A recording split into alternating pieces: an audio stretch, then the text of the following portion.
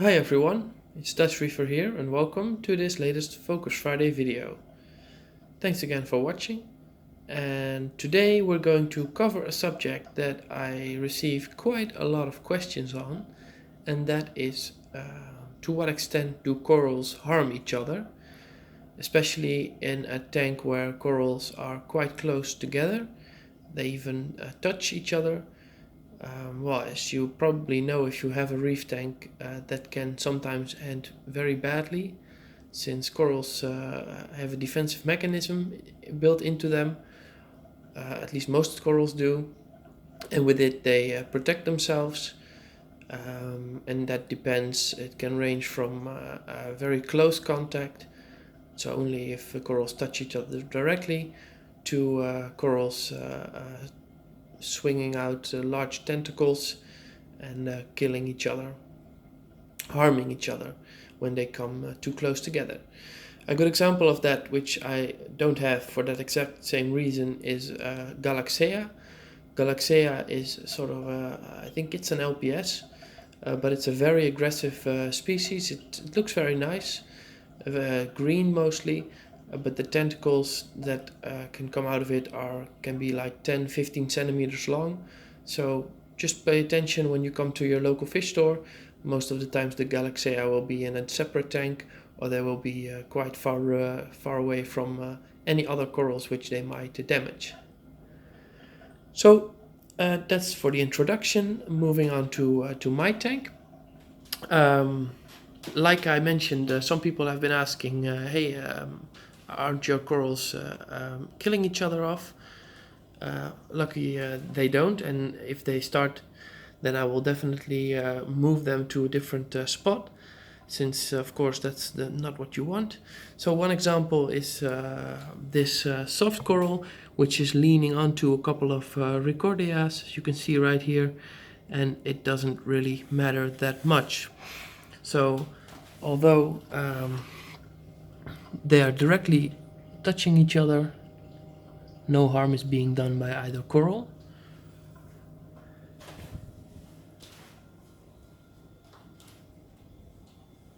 The same goes for this, and this is actually a pretty special one in my opinion, because I expected it to sting quite a bit.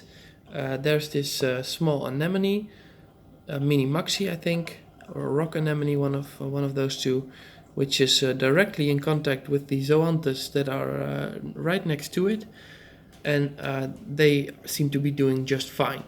Even more so, the anemone was in the middle of this before, and now you can see just a couple of weeks later, these zoanthus have completely taken over the spot where it was before, and it has moved to a new place, and it's doing fine over there. So no issues there as well.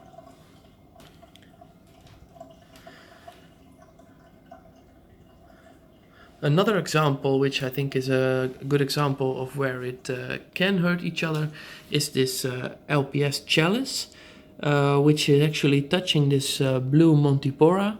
And as you can see, the place where it touches the Montipora will start to die off. So this is a good example of aggressiveness, albeit very moderate aggressiveness, since the tissue isn't receding much further than the point where they're touching, and that's fine. Another good example from Montipora is this red Montipora cap, which is intertwining with another Montipora, which is right here. I'll zoom in a little bit.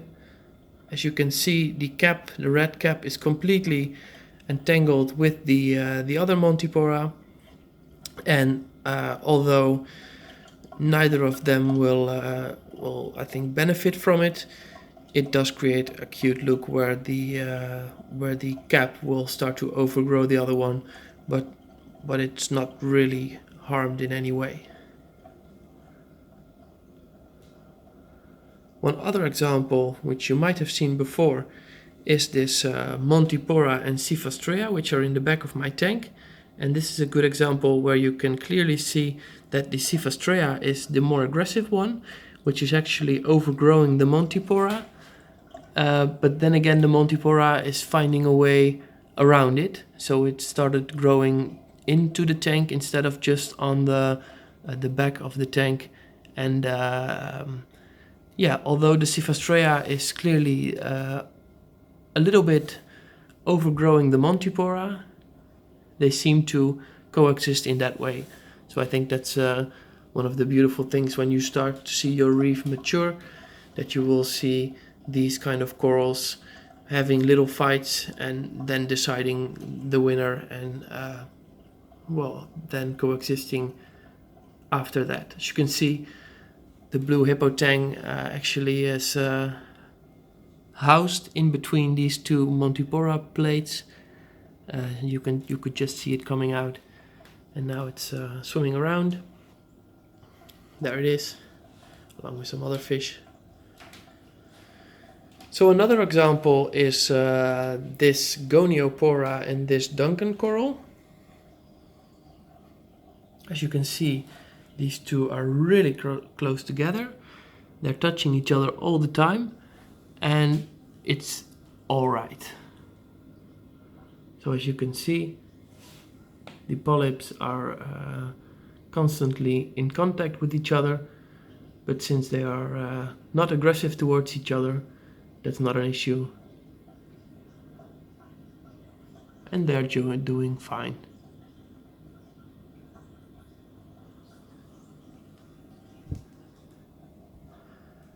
Same goes for these zoanthus on top here. There are some glove polyps which are in between them.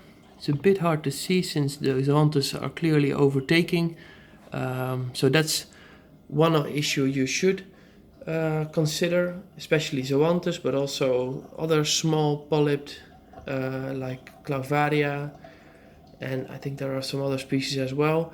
They might seem harmless at first, but when you let them grow, they might overgrow your entire rocks or even other corals. And that's something you should pay attention to, because if one of these corals is taking over your tank, then it's very hard to get rid of.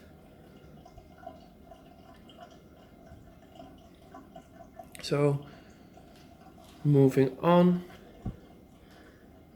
These corals are not really touching each other, just a little bit maybe, perhaps, as you can see, but they're all Goniopora. So in general, when you have corals of the same species, it's perfectly safe to place them close together, since neither of them will be bothered by them touching each other. As you can see, the red one below, behind these fish actually, is touching the purple Goniopora, and the purple Goniopora is sometimes in direct contact with the pink yellow Goniopora, but they don't care. They're not bothered by each other. So a general rule, same kind of coral, not an issue if they touch each other. Same goes for zoanthus, of course. You might have seen these colonies before in previous videos. Just place them close together and they will blend nicely, and they will not harm each other at all. Not the small ones, not the big ones. They are doing just fine next to each other.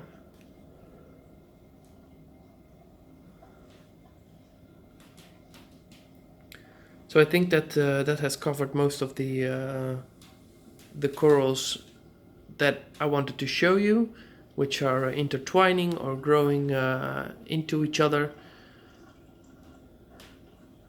As you can see, in my tank it's not a very big issue. If I would get more corals, then it would probably be an issue, because of course you have to take into account that corals are not touching each other all the time. Especially if they're different kind of corals, they might be harming each other.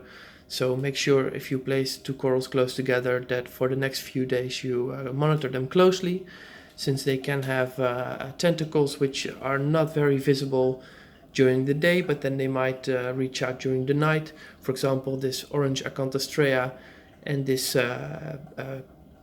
Calastrea, which is next to it, they both have tentacles. They're not harming each other, but you need to make sure that they don't. So that's it for the video today. I hope you enjoyed this one, and I'll see you in the next one. For now, have a great weekend. Bye bye.